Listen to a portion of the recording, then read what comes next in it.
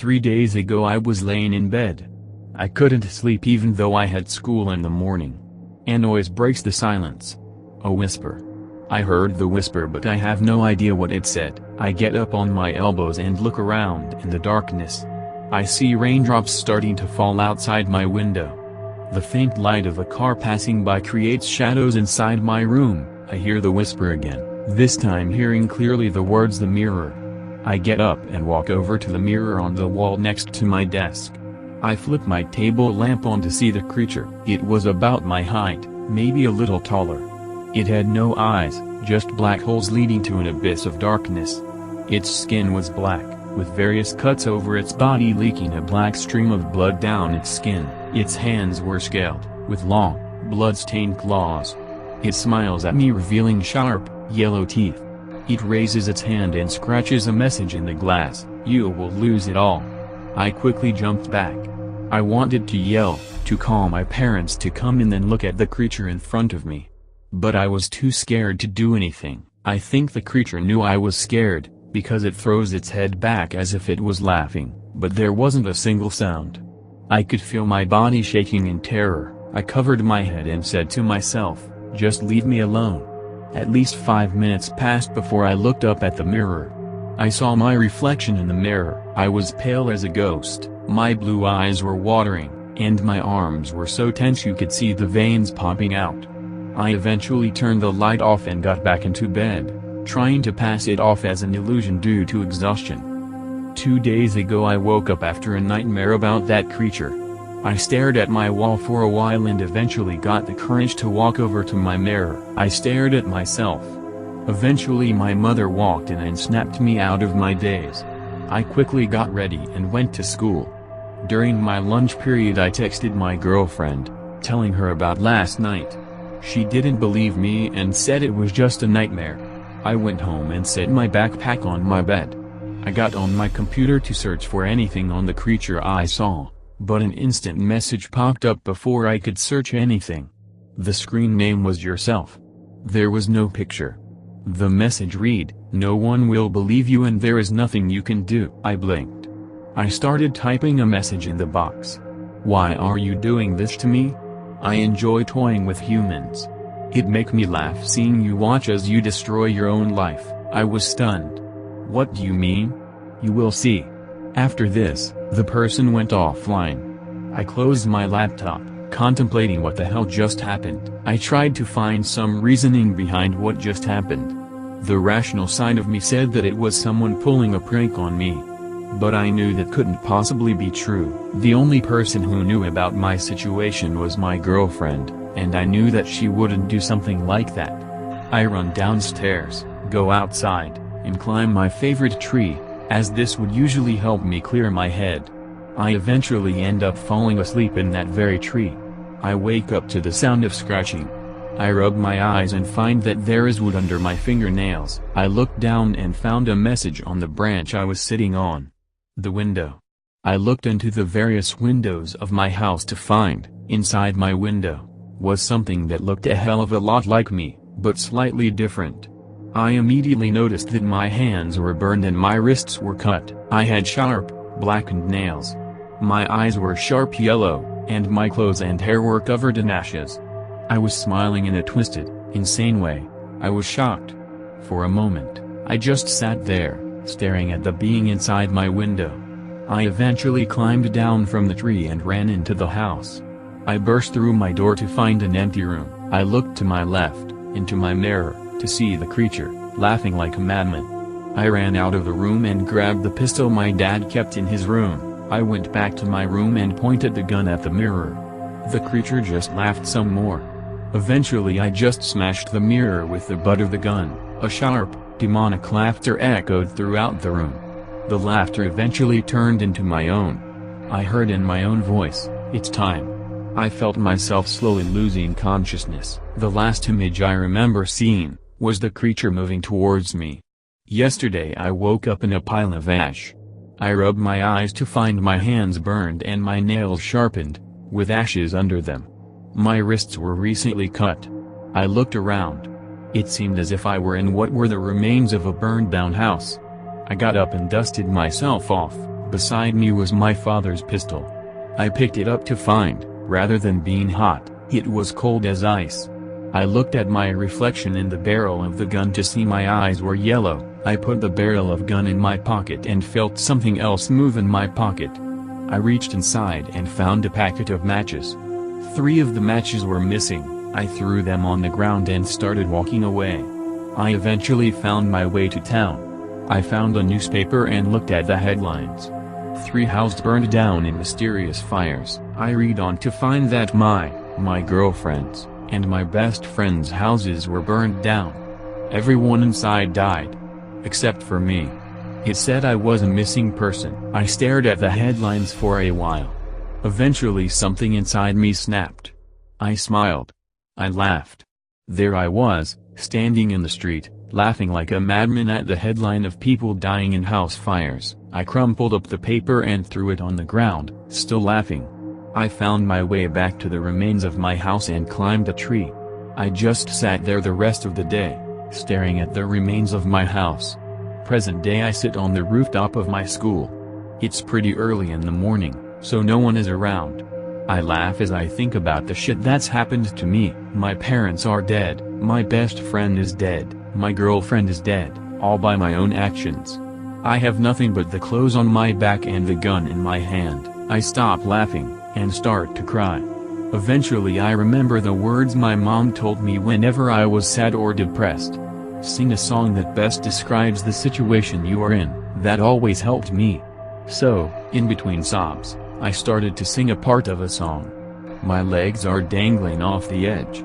A stomach full of pills didn't work again. I put a bullet in my head and I'm gone. Gone. Gone. Gone. Gone. Post views, 3,712. Please wait.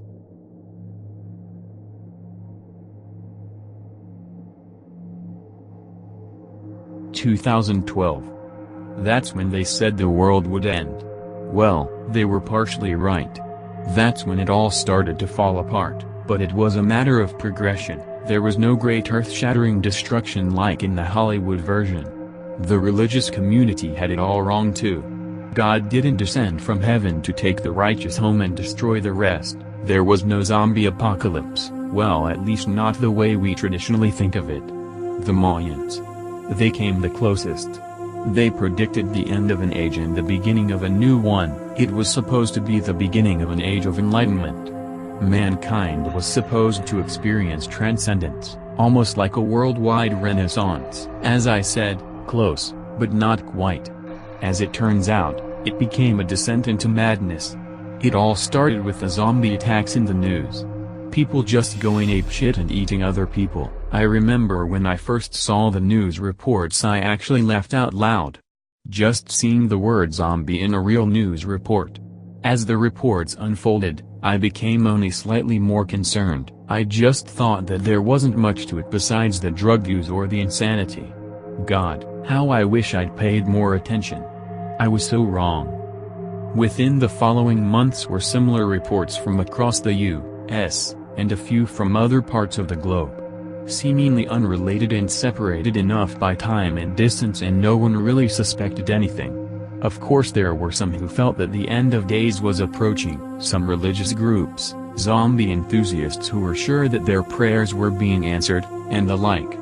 The general public, however, had not adopted the idea. As 2012 gave way to 2013, those who were unafraid before, were scrambling to find answers, to seek comfort in rationality.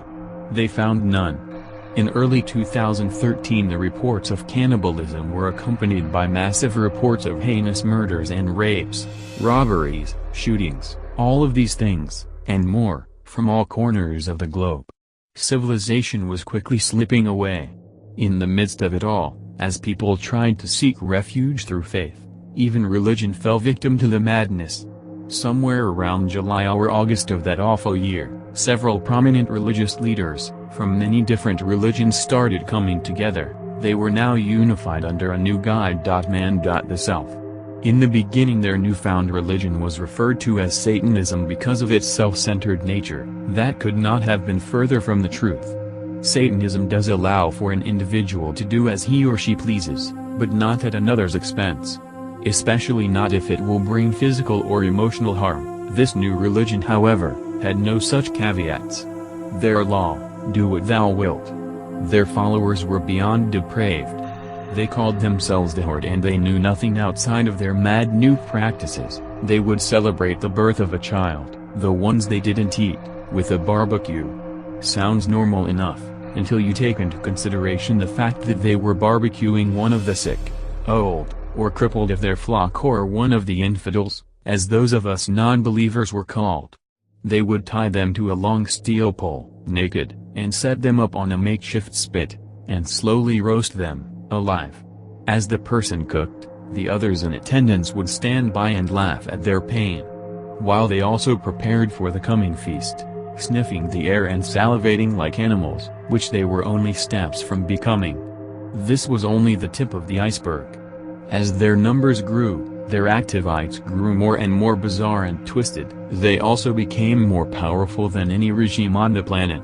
As their religion took hold across the world, governments fell, their officials quickly adopting this new religion and allowing its doctrine to become law. If you were not with them, even God himself, it seemed, could not help you. On top of the cannibalistic rituals, they held massive orgies. Hundreds of bodies all writhing in pleasure. All the while, amongst the throng, people were drinking each other's blood from slit wrists or bite wounds in their flesh, which they were also ingesting. No act was too vile or disgusting for the Horde. If they wanted it, they would have it. Sodom and Gomorrah were nothing compared to what these people were doing. Amongst all the chaos, sex, and bloodshed, small resistance groups were forming. Their numbers were nothing compared to the Horde, and they didn't last long. Within weeks of these groups forming, they were disbanded piece by piece and bite by bite. I cared for neither side. I wanted no parts of this disgusting religion, and I knew that no amount of resistance could stop them. I holed up in the basement of a nearby high school that was long abandoned and forgotten. It was damp and cold, but it was a sanctuary all the same. The only entrances were the double steel doors leading in from outside and the single door leading in from the first floor. There were no windows. The doors leading outside were chained and padlocked. No worries there, and the other door was a non-issue. It could be easily watched, and provided no one knew where I was, I could rest easy. I lived there, in secret, for weeks. I was able to scavenge for food and other necessities at night, sleeping during the day. Little did I know that my secret existence was coming to a close. I was out one night, slinking from shadow to shadow and making my way to a nearby gas station. All was going quite well until I stuck my head around the corner of the post office adjacent to my destination. There, just beyond arm's length, was one of the most horrific and terrifying scenes I had ever seen outside of a movie. There was an old woman, lying dead on the pavement. 3 young children crouched over her naked, filthy, and feeding. One of them had his hand deep in her abdomen fishing for something. Another was sloppily chewing something whilst trying to gouge out her remaining eyeball with one grimy little finger. The third, she was scalping the poor woman's corpse. She did it quickly with large jerky strokes of what could only be called a sharpened rock. She then took the scalp, slapped it on top of her filthy head and danced around, laughing like a lunatic. I slunk back into my shadowy hiding place, trying to steel myself to move. I had been hiding for so long that I hadn't realized how far these people had regressed. Their children. I had to push past my disgust and pity. I had to get to that store. I stole one last glance at the children. They were in a frenzy. I took my chance and made a run for it. I made it to my destination unscathed, and so far as I could tell, I hadn't been noticed. I ran into the store and started grabbing food items as fast as humanly possible. Right in the mid of my shopping spree, I froze in terror. Outside I had heard a noise, shuffling feet perhaps. Then, just outside the storefront, I saw movement. It was fast and, I knew.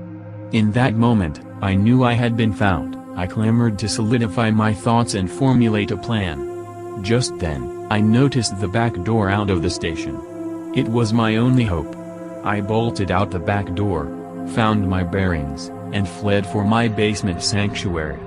Despite the distance, And my fatigue, I made it in record time. Once inside, I practically collapsed to the cool concrete floor panting. After a few moments I realized that I had probably been followed. Well, at this point, all I could do is wait. Somewhere amidst my wait, I had fallen asleep. It was fitful, filled with nightmares, and eventually interrupted. I awoke with a start, simply because I was unaware that I had fallen asleep. I could hear shuffling and breathing in the darkness. Then, I was pinned to the floor. In my own fucking sanctuary, pinned, by tiny, but strong hands. Then, I heard a voice. It spoke slowly, as if the words were slightly foreign. It croaked, "Wika and sees you." Then, the teeth. At least a dozen or more sets of tiny teeth set upon all parts of my body. Chewing, ripping, slurping, feasting. Then darkness. Credit to Jeremiah Brown. Post views, 2,989. Please wait.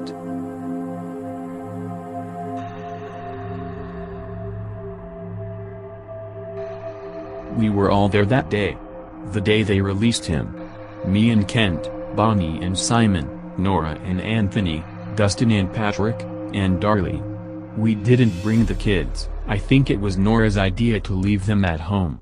And it was Patrick's idea to go watch the release. Chad Lamb strode from the prison, wearing the smirk that had won us over 6 long years ago. He stopped at the gate, spotting us.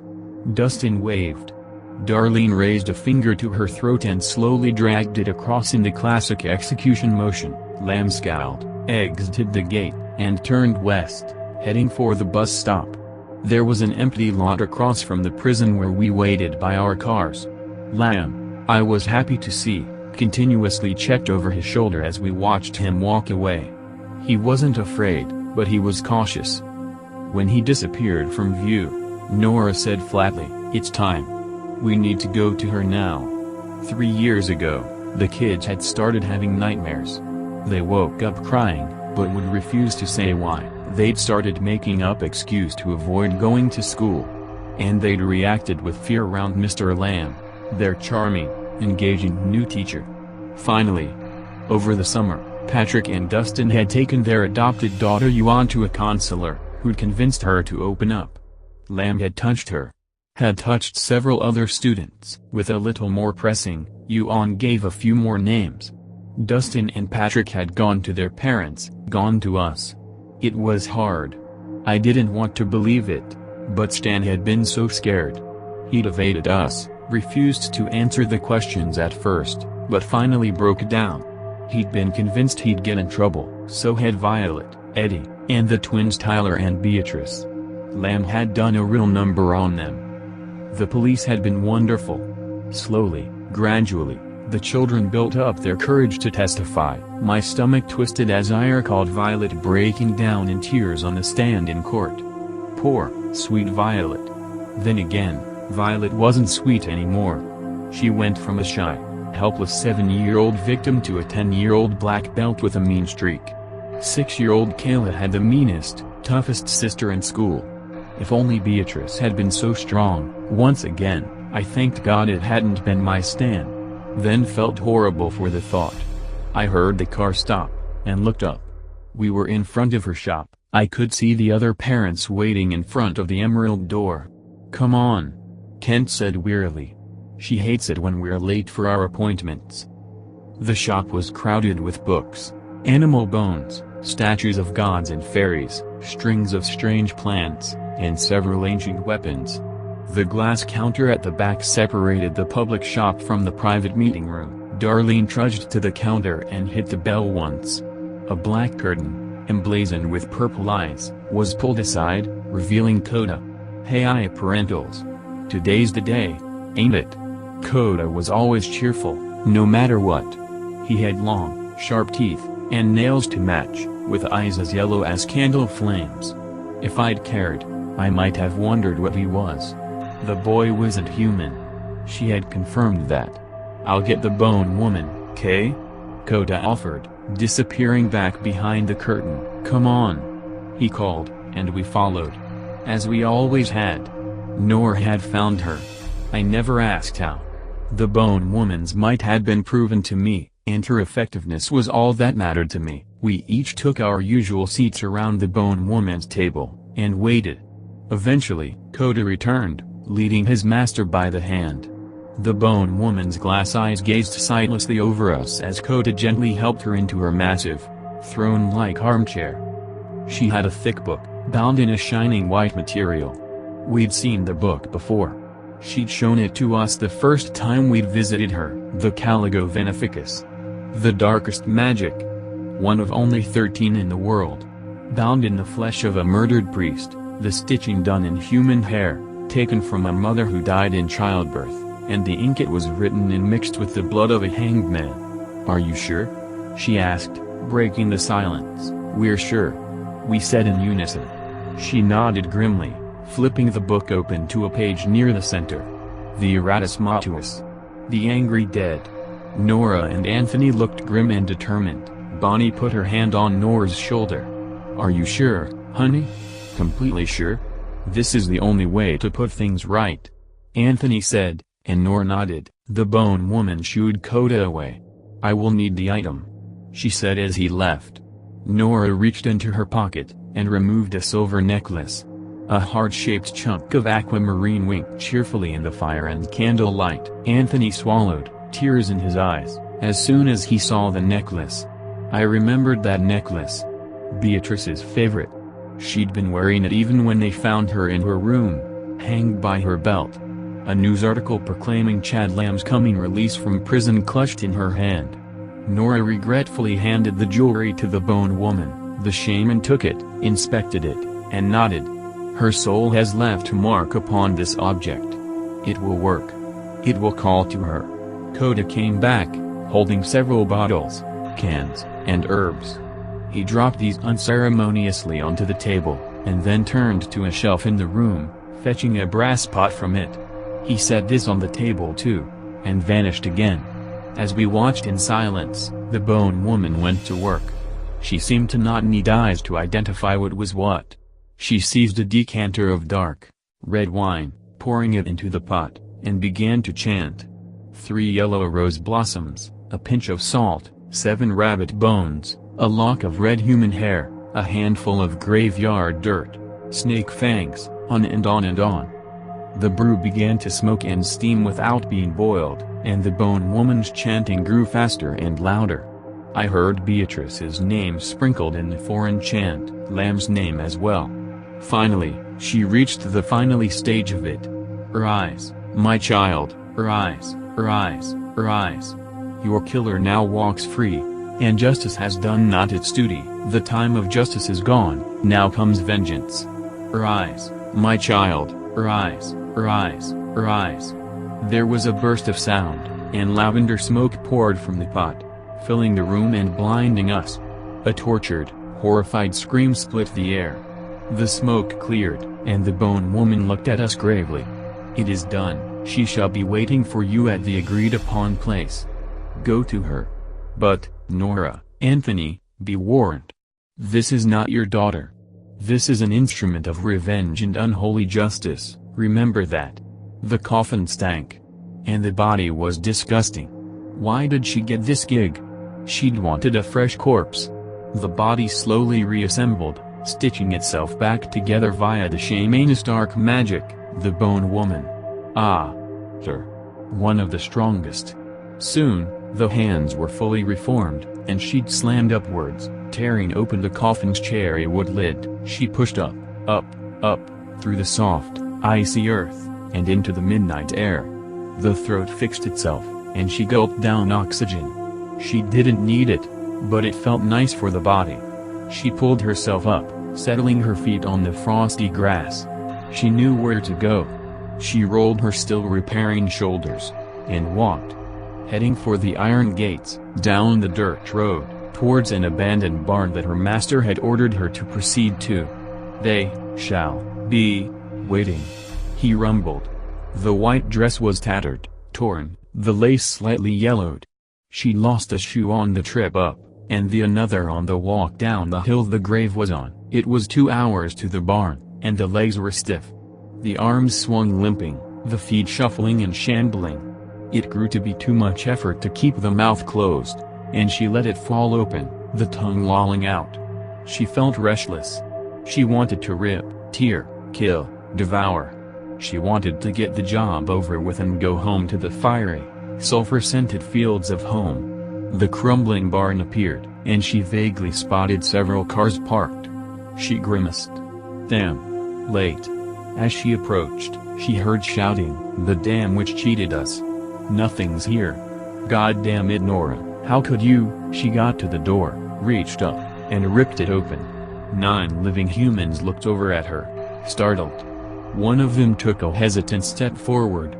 "Be Beatrice?" the human whispered. She said nothing. Only a raspy moan for an answer. The human drew back, gathering together, whispering. "What did she say for us to do?" We send her to Lamb, I think." "Yeah. Okay. They broke apart, and another one approached. S.Svoratus. Mortuus?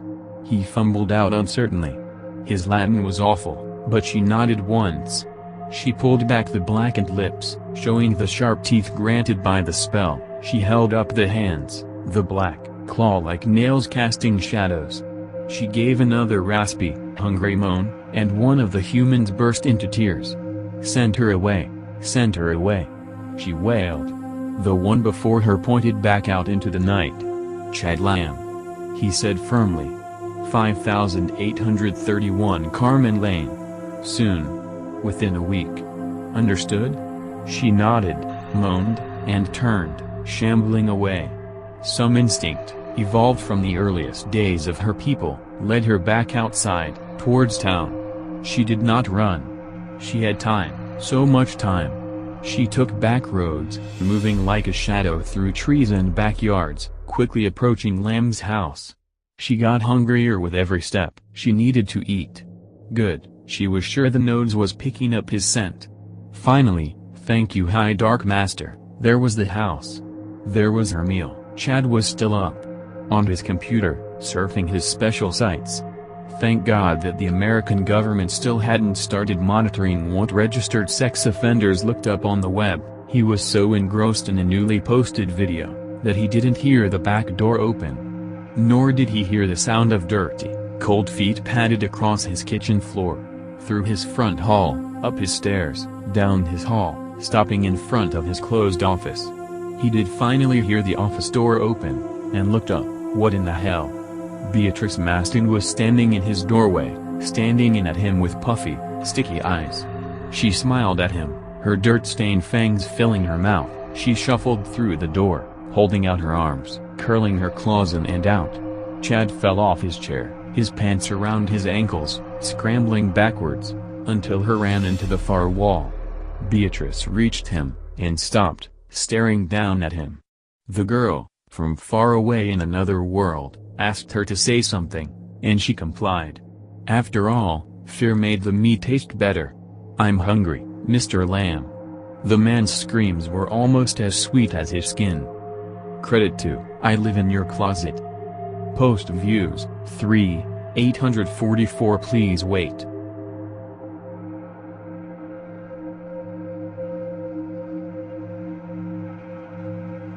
Witness a man in his late 20s, all alone in a 2-story house on All Hallows Eve. The trick-or-treaters have long since gone, and now it's time for him to relax with a mug of warm milk, and watch a horror film. As he sits in a comfortable chair in his basement in front of a large flat screen, he feels a sense of security from the outside world. But there is one thing at this moment that he must beware of: me. My name is not important, and it certainly won't matter to my new friend. According to his ID that I've just discovered. His name is Josh. I'm currently hiding in Josh's bedroom upstairs. What am I doing in this particular house? Just having some fun, of course. Call me the dark figure, for I dress completely in black. I'm just an average guy you've probably seen on the bus heading to work in the big city. When I'm not busy with my 9-to-5 desk job or spending time with my girlfriend, I'm sneaking into people's houses for fun and games. There are no rules for the games that I play, I just like to make them up as I go and be creative. I choose my playmates based on one specific thing: unlocked doors. You'd be surprised how many people don't bother to lock their doors anymore. I've crept into many houses where the residents were busy watching a movie. Just like this man Joshua, you should have seen the looks on their faces. Anyway, you'd think on a night like Halloween night that nobody would dare leave their front doors unlocked, what with all the crazies in costumes running wild. Luckily, Josh was thoughtful enough to do just that. Now I will have a happy Halloween. I've brought along a toy for this occasion. My trusty pry bar that I stole years ago from my dad's garage. It's long, blunt and sharp. It's also kind of a pain to carry around, but it has a rusted, menacing look that freaks the shit out of people, which amuses me. Oh, I also have a small bottle of a very toxic, green chemical that I stole from a friend who is majoring in chemistry. To be honest, I have no idea what it does, but I'll know soon. Before my game starts, I think I'll help myself to some Halloween candy. I love the Snickers bars and Reese's. They bring me back to my childhood. The sound of the movie from downstairs is shaking the house, but then suddenly, it stops. Perhaps my boots on the floor made too much noise. I should retreat back to the dark bedroom. Sure enough, Josh is making his way up the staircase right now, but he can't notice me if I remain in the shadows. He doesn't see me. I'm standing in the hallway right now staring back at him, and he has no idea. Now he's going outside with a flashlight to investigate the noises I've been making. Perfect. Time to go to work. I wait till Josh is outside, searching around, then I creep past the open door and proceed down to the dark basement, which is illuminated by the TV screen. There is a black and white horror film he has on pause. The DVD case says it's Maniac. How fitting. With no time to waste, I spot the mug of warm milk on a stand next to his comfy recliner. I put several drops of the chemical into the steaming liquid, then retreat into a spare downstairs bedroom at the end of a small hallway. Now I wait and listen, getting excited. I hear the sound of Josh returning to his home and closing the door, followed by the sound of him descending the staircase. He sits back into his chair and unpauses the movie. Sounds of maniacal laughter fill the room. All I can hear next is the film's dialogue with classical music playing. Just then, I hear Josh's body thud to the ground, followed by a dragging noise. The chemical has made him too weak to stand, and he's crawling in agony to the nearest bathroom to try and puke it up. Lucky for me, the nearest bathroom is right across from the room I am in. He's getting closer now. Time to strike. I step out of the shadows, and Josh is still crawling on the floor. I raise my pry bar, then impale him right through the head. Blood squirts out and splashes on my black mask. I pull my weapon out of his skull, then take it into the bathroom to wash the blood and brain matter off of it. Should I have tortured him some more first? Oh well, there will always be another victim. I take a seat on Josh's recliner and watch the rest of the movie before calling it a night and sneaking out the back door. I have to get up early tomorrow anyway for a meeting, but someday soon, I, the dark figure, will return. Remember, if you hear a strange noise at your door late at night, just tell yourself it's the wind, that way I can play with you. Credit to J. Shocker post views, 2,985. Please wait.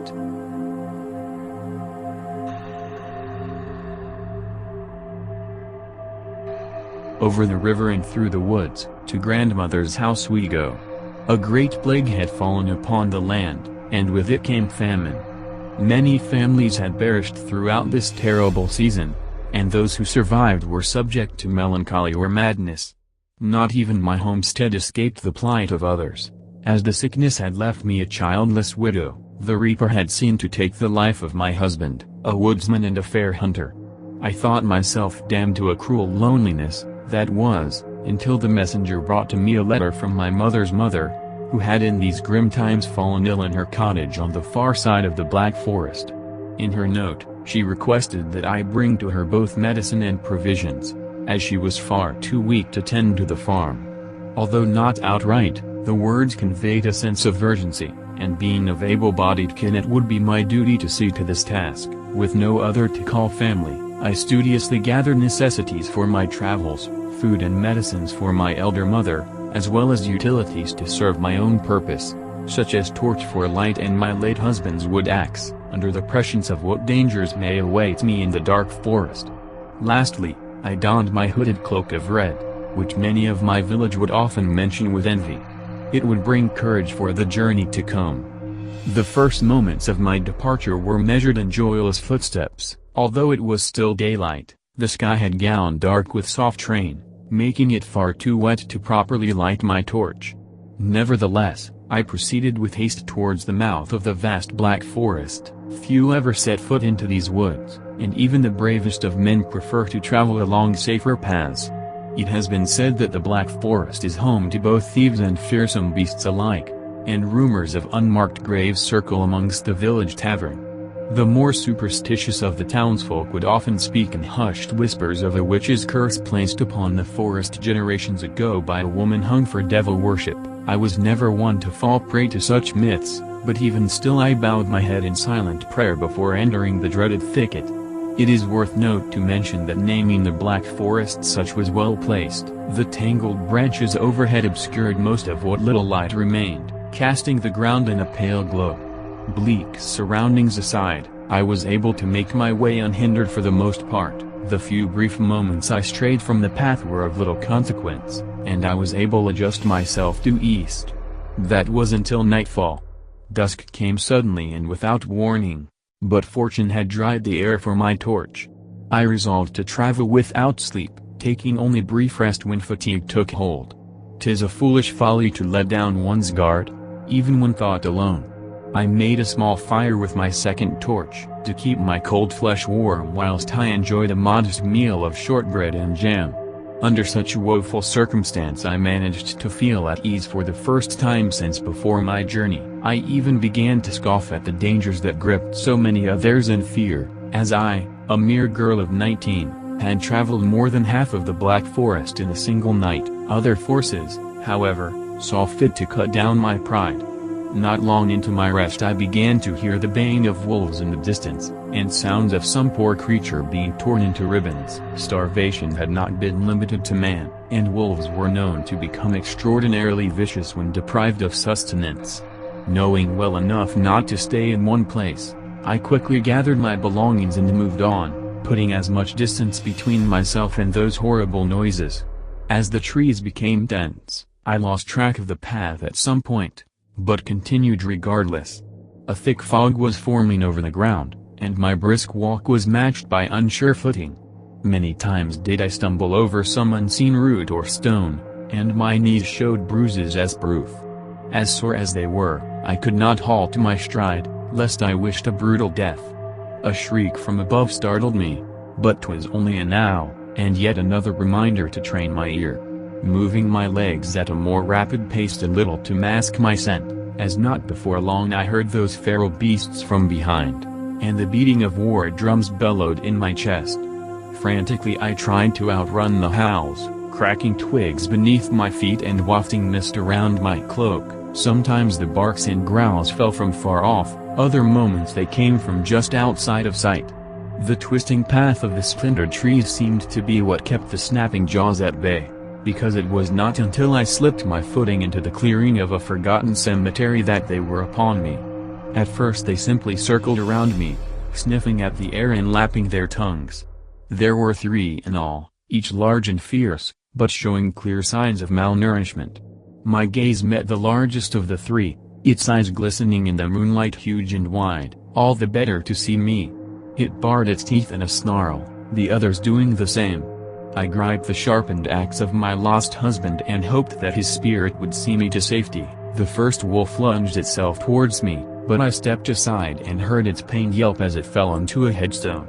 The second brute snapped from my throat, but I saw to it that it would only taste the heat of my torch. The fur of the beast had been caught aflame, and I lashed out with a kick to steer it away. Just as I turned to run, I felt an agony from my leg where one of the wolves had clenched its jaw, and I fell to ground, extinguishing my torch in the damp soil. As it began to drag me, I tightened both hands around the axe, and with swift vengeance I brought the blade down upon the foolish creature's neck. At once its teeth released me. Just before the last of the 3 leaped down, I stopped it a hair lengths from my face with the wooden axe handle. But its hunger was persistent. It drooled for the thirst of blood, its hot breath reeking of death, but I would not allow myself to become this monster's prey. With a forceful push I found myself liberated, and with another I buried the axe head into its spine. As it lay dying I heard a ravenous howl shrink to a soft whimper. Victory was short, as I could hear another starving pack from a ways off. My travels would have to continue. I limped my body through a thorned brush, leaving the violence that was behind. Unfortunate that at this moment, my injured limb gave way to a hillside slope, descending me into an unwanted slumber. I awoke just before dawn to the sound of growls. Perched in the trees those little devils awaited my untimely fate, but no carrion flesh would fill their bellies this morning. After tending to my wound I was made ready to further myself from the accursed wood. Resuming east, I found the path and exited the black forest before first light. In good time after I had reached my dear grandmother's cottage. How overjoyed she would be when presented with medicine and good tidings. Not wanting to startle her with my already most unladylike appearance, I set down my sweet woodsman's axe and wiped the dirt from my brow. It became apparent in a quick fashion that good tidings would do little for my elder, for when I entered the cottage I heard bangings and stifled grunts from her bedroom. When I opened her door, I felt a terror in my heart as I saw a thrashing beneath her sheets, and presumed a seizure had taken hold. Throwing away the blankets I learned that epilepsy was not the case, but rather, a wolf had broken through her window and was currently in the act of tearing my grandmother limb from limb, a ghastly sight indeed. The wolf took notice of my presence, and turning to face me, its blood-drenched snout appeared almost a grin. The last sight I can recall was my own blood running across the floorboards, running as red as the hood it had soaked. Credit to Stephen D. Harris. Post views, 2,513. Please wait.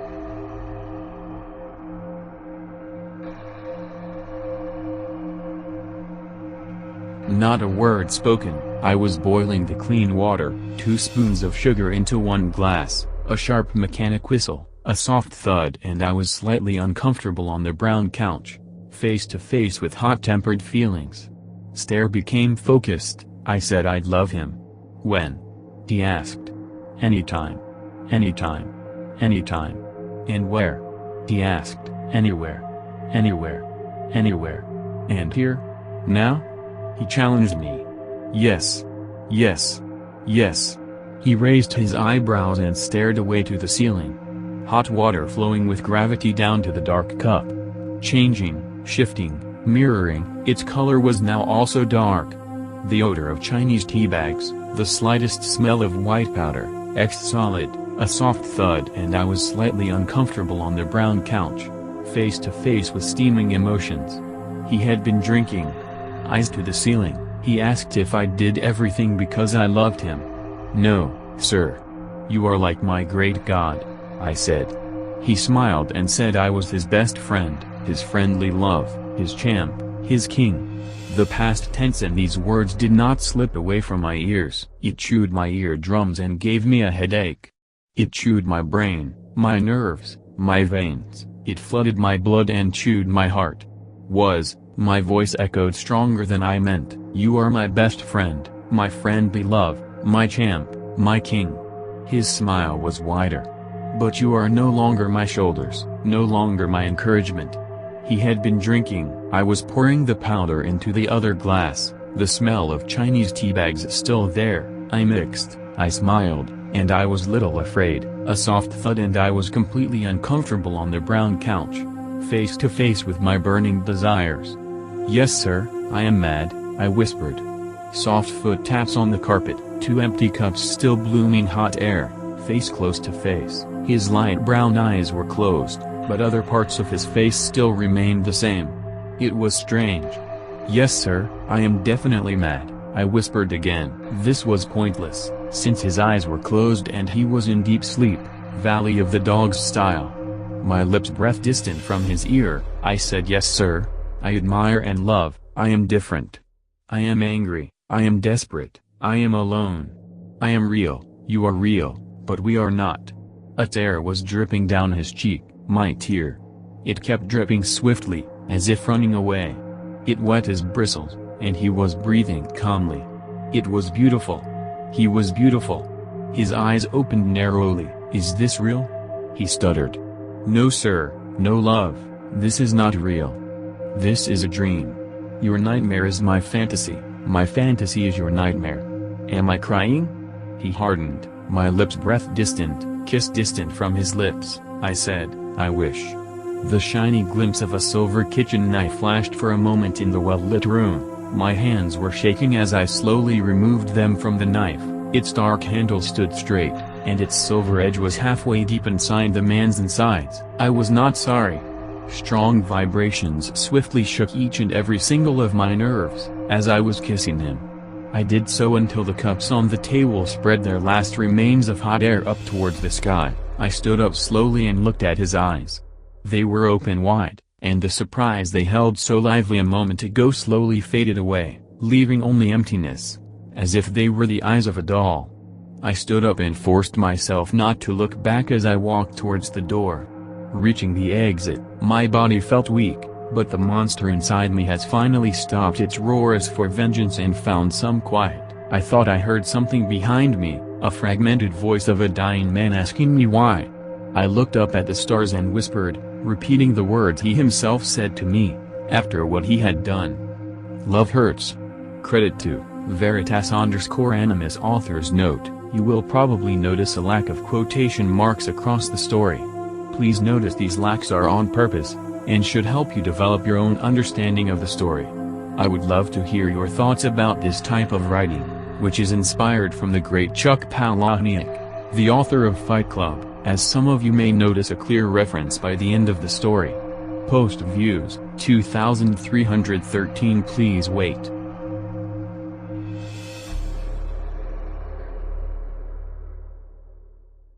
I walked up to an old house in shambles. It sits in the middle of a farm in rural Wisconsin. The paint was faded almost entirely off the wood paneling of the two-story farmhouse. There were tinges of light red where the rain and weather had not wiped it entirely clean from the face of the wood. The barn over to the side was blacked and charred as only half of it stood after a fire. The ground was relatively barren, mainly dirt around the house, but a field of grass and weeds grew not far beyond the perimeter. I walked up towards the house and onto the creaky porch. It was a hot, humid day of summer and I took my sunglasses off as I reached the shade of the porch. I looked down at my watch and saw it was starting to get late and the sun would be setting soon. 7:45. There were a set of windows to each side of the centered door. They were covered in dirt and had the look of fragile, antique windows. The door used to be a pale, white door, but now only part of the door remained. It was chipped and splintered from force, and was patched with a large piece of plywood. I grabbed the knob and attempted to turn it open, to no avail. It seemed as though someone had locked it. The fact that the lock worked at all amazed me. It only took a small amount of force to ram the door down. The inside of the house was just as depressing. It was completely bare. There wasn't so much as a piece of furniture in the house. There were marks on the wall where pictures were hung, but nothing remained besides the shadow of a previous presence. It was an eerie feeling, realizing how much a part of a family's life this house must have been. Now it laid empty and rotting. I walked through what I could only guess was the living room. I opened a door down to the basement. It was dark and possessed a foul smell. I fiddled through my pocket and grabbed a flashlight. I turned it on and walked down the steps. At the bottom there was a pull string for a naked bulb hanging from the ceiling. After a quick pull it glowed and produced a yellow film over the dark basement. There were small tent cards everywhere on the floor accompanied by chalk lines around red stains. It was a crime scene, and by the looks of it, pretty brutal murders. There were chains on one of the walls with crimson stains around the hand restraints. There was a metal table that started to gather rust in the center of the room with some restraints on it. The wall against the staircase held a workbench with various tools, many of which were stained with blood. There was a bloody bathtub on the far end of the room with meat-hanging hooks above it. The concrete floor was red in many places, but it had a strangely beautiful swirling pattern that led to the drain under the table. I walked to the opposite end of the room and saw a sliver of light shining onto the floor. I went to inspect the source and found the cellar door. I walked up the few stairs and unlocked the hinges. I swung the creaky doors open and saw a beautiful sunset. I sat there for a moment taking in the last bit of sunlight from the orange-pink sky. I walked around the house and the night began to take shape. My car sat in the driveway alone. I noticed it looked like it was shaking. I cautiously walked closer to it and grabbed the keys from my pocket. I started to hear a muffled cry. I unlocked the trunk and opened it. I jumped at the sight. He shouldn't be awake yet. There was a slender man, tied up with duct tape. He was trying to scream something through the tape that was over his mouth, but only muffled cries escaped. His eyes were filled with true fear as he looked up at me. I curled a malicious grin. I lifted him out of the car and began dragging him towards the house. I dragged him down the stairs and into the basement. I began to restrain him onto the table as he screamed for help. I couldn't help but grin under the surgical mask I wore. His screams were so elegant and beautiful. Once he was strapped in, I grabbed a knife from my tool bench. I walked back over to the man who was crying as I showed him the knife. I rather like the crime scene look the police left here. They should have known the killer always returns to the scene of the crime. Credit to Adamol Shikoliki. Post views 2,980. Please wait.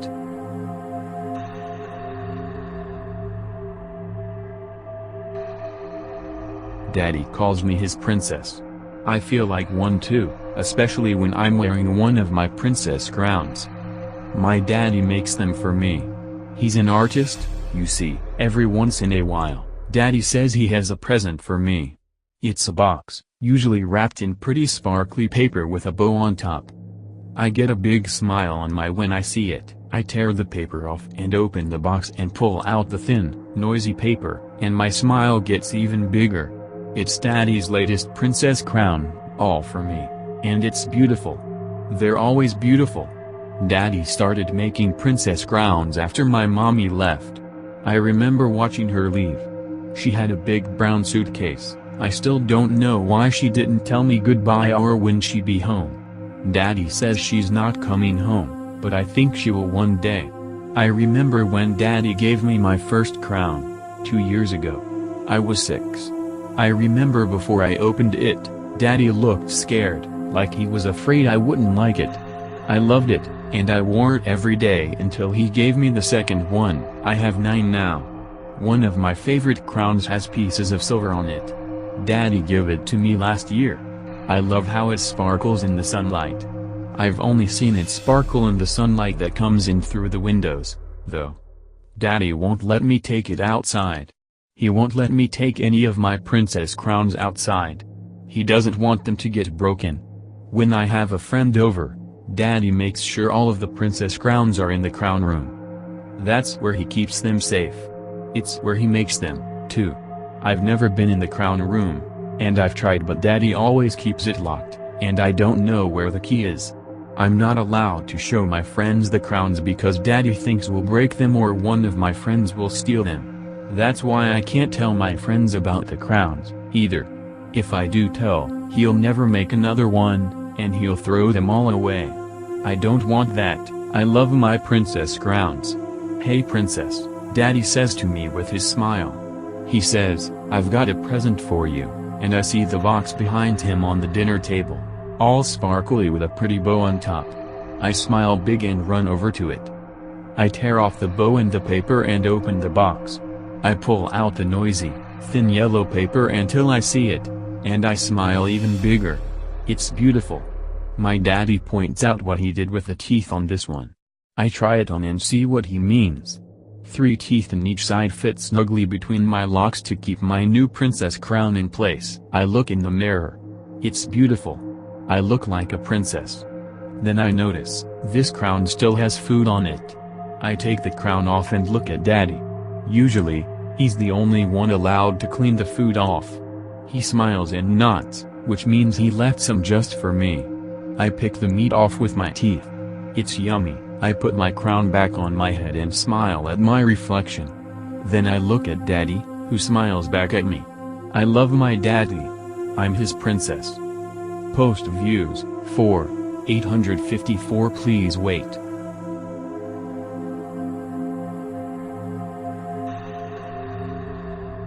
You know, Mom, I remember now how it all started. It was right after moving to the new house. How old was I? 4, maybe 5? I was so young. So innocent, so unsuspecting. The new house was beautiful, Mom. Do you remember how I used to run from room to room? You always laugh so hard when you recount those times. We were so happy. All of us. The house was so big, much bigger than the old house. This one had 2 floors. The main floor had a living room and 3 bedrooms, Judy's, Dad's and hers, and my bedroom, at the end of the hall. Do you remember what I used to tell you about the basement though? I always told you to not go into the basement. You would brush it off. Wave away my fears. You probably don't remember me telling you at all. But I remember. I can never forget. It all started with going downstairs on my own a few times. When I would go down there to get something, I would see things moving. Small, black things. In the corners, on top of the TV cabinet, in the hallway, in the laundry room, anywhere. They would move in and out of the corner of my eye. This would cause me to dash into the half-dimmed room and scurry upstairs. I remember one time Judy commented, "Oh, Kelsey's scared again." I was scared of these beans, Mom. I was so scared. When you sent me down into the darkness alone, I feared for my life. I never knew what would happen when I was down there. I got to the point that I never went anywhere without turning a light on. A light switch would always be switched before going in any room, and then a frightening dash back upstairs. But I also didn't want anyone to know I was afraid. I hid my fear the best I could, Mom. That was until seeing wasn't the worst part. It was not long after I began seeing them, that I started hearing them. Saying things in hushed whispers. Mocking me. Snickering. Moving objects in the basement. The small noises meant nothing to you and the rest of the family. You could turn your back to the sounds. You closed your eyes to the unknown living in your house. I remember this one time, you found a handkerchief waiting for you on your bed. You laughed it off. You all laughed it off. The handkerchief didn't belong to any of us, and it was just waiting there for you, almost like a warning. But you all thanked the beans for their kind gift, making a mockery and a joke out of it. Mom, why didn't any of you listen to me when I told you to stop? By the time I was 8, the voices were a constant occurrence in the house. I could hear every word they said. These creatures, which I called the Whisperers, talked about everything. They talked about new things to do to be nuisances, how much we amused them, how best to hurt the family living in their house. I had learned from you to put these things behind me and ignore them. But that became harder and harder. I remember one night, laying in my bed, I heard the door creak open. I hadn't been able to sleep well, so small noises jerked me up in the middle of the night quite often. But the Whisperers never moved objects so carelessly. They knew I was awake, and they knew the best way to frighten me. Loud movements were heard from the kitchen, and to save myself, I flung the blankets over my head. I wanted to cry for you like a toddler, Mom, but I didn't want to put you in harm. I heard a yelp from the kitchen. It was soft enough that no one else would be awoken from it. I know if you ever read this, Mom, you'll yell at me for being so stupid, but I had to see what was in the kitchen. I had to know what evil was preying on my family. The hallway felt eerily cold in the hot summer's night. The light, being already on, hardly made my descent to the kitchen less terrifying. My feet shattered the silence as I struggled to creep as quietly as I could. I was so afraid, and the sweat from my body glued my clothes to my skin. Mom, I don't want to scare you with describing what was in the kitchen, but I'll tell you best of what was there. A small creature, about 2 foot high, stood before me. It was pitch black and beady yellow eyes. This is the only way to describe the appearance of the creature, Mom. It smelt of a mixture of vegetable oil and the paving stuff that they put in the cracks of roads. It gave off this sound, like a crackling fire and constant murmuring whispers. The creature made me afraid, Mom. It was fear incarnate. This creature drove a stake right into my soul. making me cold and right in true darkness. While I watched this thing, it stared me down and opened its mouth, which was invisible at first glance. Its mouth was simply a hole full of razor-sharp teeth, and it snickered as I gasped at the pure horror of the scene. As quickly as it opened, the creature's mouth closed, and it turned its gaze over to its right. I hadn't noticed her, Mom. I hadn't noticed Dina. Dina, our poor hound, lay directly in the center of the kitchen underneath the countertop. A large butcher knife was nestled gently between two of her ribs. Dina whined one last time as she took in her last breath and died a painful death. I didn't know what to do then, Mom. I had no control of my body at that time. I cried. No, I screamed while tears fell from my eyes. I didn't know what else to do, Mom. I couldn't help it. That's when I heard them, down the hall again. Judy's door and your door was open. Oh, God, Mom. I was so frightened. Without thinking about it, I ran into Judy's room. Judy was dead, Mom. I found her mutilated, but I know you wouldn't want details about how your daughter was killed. Let's just agree that she had not stood a chance. I had no time to grieve. I had to check on Thad. Strangely, the light to your room was on, so I didn't need to go too far inside to see Dad lying on the ground, in a distraught, disturbing way. 2 butter knives were lodged into his neck, Mom. I don't know how that was done. You were not in the room. You weren't there. Why weren't you in your room? Did you hear it coming? The footsteps? Did you honestly think that running to the basement would be the best answer? I knew immediately, Mom. I knew you were down there, trying to escape the evil that was upstairs. I ran down the stairs, hoping to beat the whisperers to you. I found you in the family room, Mom. The light was off. I found you in front of the TV. You had gashes in your head and your legs. You were losing so much blood. When you saw me, you screamed. You screamed so loudly. I didn't understand. But then I saw them. The whisperers had beat me to you, and they were chanting. Kill her. Kill her. We must kill her. We must kill her. Kill her. Kill her. They were chanting at me, Mom. They were telling me to kill you. They were telling me that you had to die. That's when I looked at my hands. They were covered in blood, Mom. Blood was staining my new nightgown. Blood was running down my arms. I was holding a knife. A knife from the kitchen. When I looked back up, the whisperers were gone, and it was just you and me. I turned on the light and smiled. You screamed again. I advanced you, raising the knife in my hand. I told you to never go into the basement, Mom. Why didn't you listen to me? Credit to Rose Post Views, 5,709. Please wait.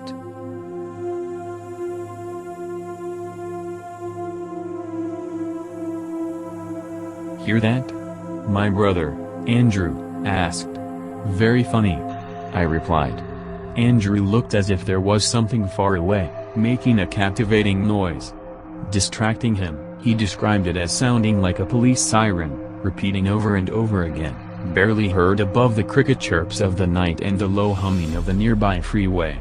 What is that? I don't know, but it's late. Let's go to sleep. I woke up and saw my brother at the window of our room, head cocked to the side, as if listening to something very carefully. He looked confused and almost sad. We went downstairs to join our parents at breakfast. My father moved his lips. You guys sleep okay last night? Both my brother and mother replied with a no. Me either. Kept hearing the coughs outside. Must have been a busy night, my dad said. No way, my bro exclaimed. I had the same problem. Same here, my mom added. I noticed my family looked somewhat distressed. The day went along as usual, but seemed a little slower and gloomy. Whenever I was in the company of a family member, they seemed distracted, disinterested in whatever task they were currently involved in. That night we all sat together, watching television. There was a report on the news about many people complaining of an annoying police siren. LAPD states they are not responsible for this, saying that they are aware of the problem and are investigating with their best efforts. We are urged not to worry, as it doesn't seem to be related to a rise in crime. The reporter explained. "I guess you guys aren't the only ones," I said. No one responded. "It's getting closer," Junior Andrew told me, later that night, as I played video games. "It's so annoying. It's like right in your face. I hate it." "What? That noise? It's all in your head. You're just tired. Let's get some rest," I answered. Yeah, okay. Night, bro." He was staring at the ceiling, wide-eyed, as I drifted to sleep. The next morning, I didn't see Andrew at the window as I awoke. Instead I saw him sitting at his bed, with his hands over his ears, crying. "Hey, what's wrong, man? You okay? Why are you crying?" Between sobbing and tear-wiping he managed to tell me to go check on our parents. Confused, I still obeyed and went to downstairs. What I saw devastated me. I almost collapsed. My father was on the floor in a small pool of blood, centered around his head. Makes sense, considering he had stuck small kitchen knives in both his ears. My mother had used duct tape to surround her entire head in the sticky material. It looked like she used the entire roll, effectively suffocating her. I swear I saw her twitch, making me rush back upstairs, to my bedroom. Why? Why did they do that? Hurt themselves? Why? I asked, frantically. "It's the noise," he screamed. "It's so close. I can't hear myself think. I can't handle this. Make it stop. It won't go away. It killed our parents." He trailed off and looked directly at me. The whole room seemed to shake as Andrew pounded his head against the wall as hard as he could. I was so surprised, horrified, and grief-stricken to do anything but watch. The fifth slam caused blood to spray on the wall, yet he still went on, hammering the barrier with all his strength. He had managed to form a deep crack in his skull. His deep red blood poured out like juice from a pitcher. He collapsed, his hands still at his ears. It looked almost as if he were about to smile. I never heard the siren that destroyed my life, and presumably everyone else's. I couldn't. I knew my brother had envied me that moment when he looked in my eyes. I am deaf. I don't know if this is a blessing, or a horrible, punishing curse. What I did know was that the sound was what made my family want to die, and probably many more people. I knew I was going to be very lonely and sad. I knew there was no longer the hum of cars from the nearby freeway. Credit to GT, Psychomantis post views, 280. Please wait.